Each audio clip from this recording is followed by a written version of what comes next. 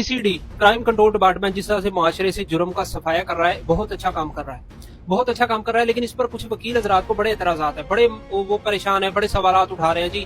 Crime control department जो है बड़े बड़े मुजरिमों को क्यों नहीं पकड़ रहा, छोटे छोटे मुजरिमों को क्यों जो है ना वो गोलियां मारे जा रहा है, उनको कत्ल कर रहा है, उनको मारे जा रहा है। ठीक है, इनको बड़े एतराज हो रहे हैं। असल में इनकी रोजी रोटी बंद हो रही है, असल में इनका जो कमाई का जो जरिया है वो खत्म हो रहा है। वो कैसे खत्म हो रहा है? ये जितने भी जुर्म करने वाले लोग हैं ना, जब इन्हें पता होता है कि हमने पकड़े जाना या हम पकड़े गए, तो फिर ये इन्हीं वकील हजरात के पास जाते हैं, इनको इतना तरह पैसा देते हैं और कहते हैं जी हमारा केस लड़ो और हमें बेगुनाह साबित करवाकर जेल से हमें रिहाई दिलवाओ।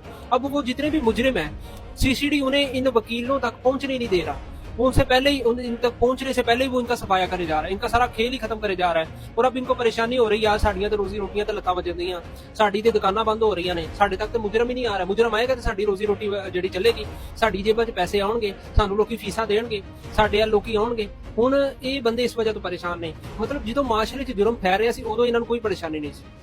ਜਦੋਂ ਮਾਸ਼ਰੇ 'ਚ ਇਹੀ ਜ਼ੁਲਮ ਕਰਨ ਵਾਲੇ ਕਿਸੇ ਛੋਟੀ ਬੱਚੀ ਦਾ ਰੇਪ ਕਰਦੇ ਸੀ, ਇਹਨਾਂ ਨੂੰ ਕੋਈ ਪਰੇਸ਼ਾਨੀ ਨਹੀਂ ਸੀ। ਮਾਸ਼ਰੇ ਦੇ ਵਿੱਚ ਲੋਕ ਗੰਨਾ ਫੜ ਕੇ ਕਿਸੇ ਨੂੰ ਵੀ ਕਤਲ ਕਰ ਦਿੰਦੇ ਸੀ, ਇਹਨਾਂ ਨੂੰ ਕੋਈ ਪਰੇਸ਼ਾਨੀ ਨਹੀਂ ਸੀ। ਮਾਸ਼ਰੇ 'ਚ ਲੋਕ 3-4 ਡਾਲੇ ਲੈ ਕੇ ਗਾਰਡ ਉਹਦੇ ਵਿੱਚ ਬਿਠਾ ਕੇ ਗੰਨਾ ਉਹਨਾਂ ਨੂੰ ਹੱਥਾਂ 'ਚ ਫੜਾ ਕੇ ਮਾਸ਼ਰੇ 'ਚ ਲੈ ਕੇ ਜਾਂਦੇ ਸੀ, ਲੋਕਾਂ ਦੇ ਦਿਲਾਂ 'ਚ ਦਹਿਸ਼ਤਾਂ ਫੈਲਾਉਂਦੇ ਸੀ, ਉਹਨਾਂ ਨੂੰ ਕੋਈ ਪਰੇਸ਼ਾਨੀ ਨਹੀਂ ਸੀ।